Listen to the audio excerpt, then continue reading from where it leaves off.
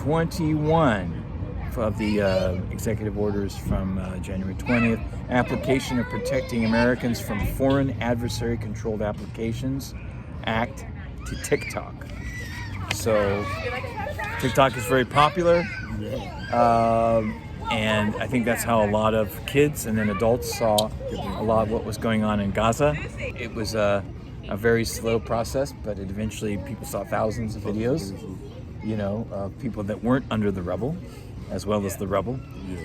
So they wanted TikTok banned, and now TikTok is not going to be banned. It has to be sold off. But it has to be sold off, yeah. And you can't, and then the censorship in it, you can't say Free Palestine anymore. Oh, you can't? It's considered a hate speech. Oh my gosh. Wow. That's crazy. But people are going to Red Note, which is, it's becoming very popular, and just like the open source program DeepSeek, right? Yeah. That's DEEPSEEK, right? So that's interesting. Number 22, initial rescissions of harmful executive orders and actions. That's going to require more specific research to whatever that means. Initial rescissions of harmful executive orders and actions. That was reversing a lot of Biden's what he felt were bad executive orders that he reversed. Kind of like removing Cuba from the sponsor list of terrorism.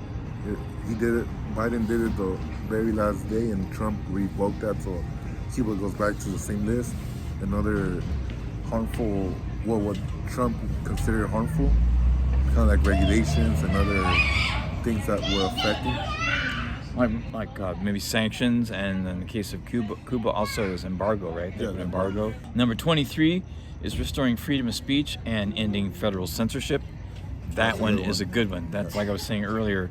And I said this even during COVID, people that talk about the Second Amendment, I say, look, you don't have to worry about the Second Amendment if you've covered the first one. Because the first one is not only freedom of speech, but it's freedom of assembly and freedom of the press. So if you have that, you don't have to worry about the Second Amendment, I don't think. Okay. Next one, number 24.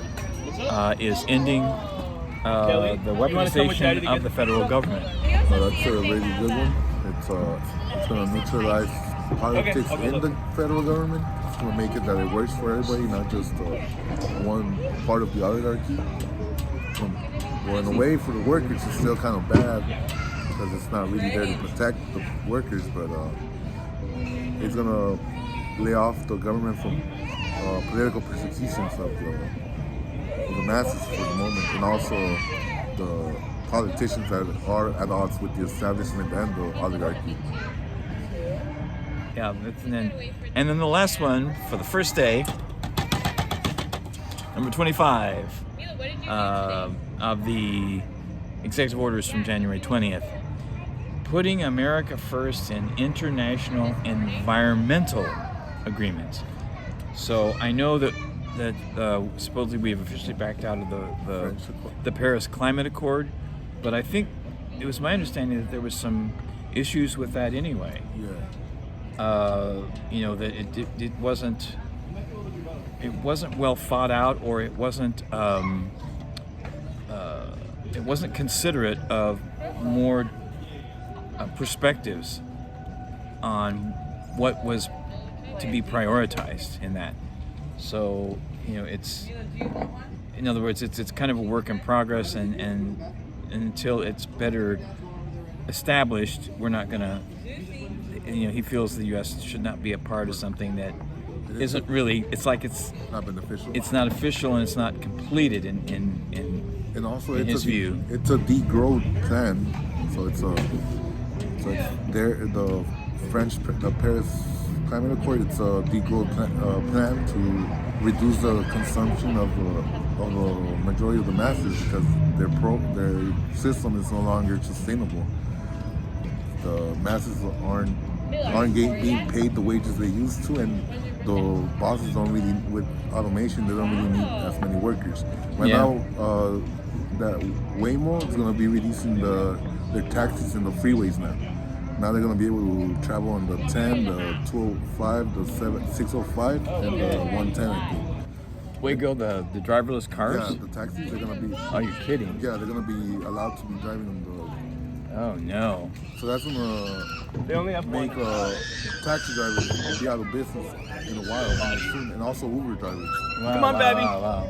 So it's going to be a bad policy. Yo, That's can you gonna, get to And speaking of environmental stuff, couldn't have a better location to make a comment on this. Look what's in the background. You know, people call that a chemtrail. Now, when I was a kid, Ishmael, I don't know what you experienced here in LA because I wasn't a kid here in LA.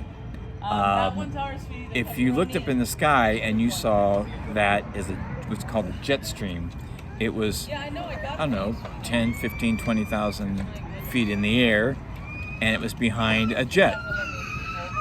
That is definitely, clearly not 10,000, 15, 20,000 feet up. So what is that? And I've only noticed that really in the last 10 years.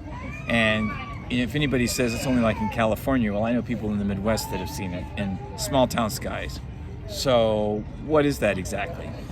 You know, that's all I'm saying. yeah. You know, I know there's conspiracy theory ideas and different terminology that's used to describe that. I mean, they're already talking of terraforming the Mars, so they're speaking about that. What are they doing here? Yeah, what is that?